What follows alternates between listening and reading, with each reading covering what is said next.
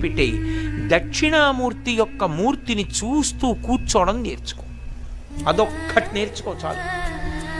ఏమక్కర్లేదు. ఇంకా దక్షిణామూర్తిని పెట్టుకుని రోజు కాసేపు ఆయన్ని చూస్తే చాలు. మీకు నేను ఇంకా విచిత్రమైన విషయం చెప్పనా? సంటి పిల్లలు కొంచెం కొంచెం పెరిగి పెద్దవాళ్ళు అవుతున్నప్పుడు ఇంట్లో అందమైన దక్షిణామూర్తి విగ్రహం ఉండి, విగ్రహం అంటే ఫోటో కనీసం ఉండి, పిల్లలు కాసేపు దాని వంక చూడడం అలవాటైతే మీరు చూడండి, నేను యథార్థం చెప్తున్న, పెద్దలు నిర్ణయం చేసింది, వాళ్ళు కళ్ళు తిప్పి ఆడుకుంటూ ఆడుకుంటూ పాకడం కూర్చోవడం వచ్చినప్పుడు చూసినప్పుడు వాళ్ళు నిశ్చలంగా కాసేపు ఇలా దక్షిణామూర్తి వంకే చూస్తారు. పిల్లలు చిన్నతనంలో దక్షిణామూర్తి వంక అలా ఎదురుగుండా కూర్చుని చూస్తే రెండు ఫలితాలు వస్తాయి. అపమృత్యు దోషం పోతుంది, సరస్వతి కటాక్షం కలుగుతుంది. అందుకే అసలు ఇంట దక్షిణామూర్తి ఫోటో లేని ఇల్లు ఉండరాదు.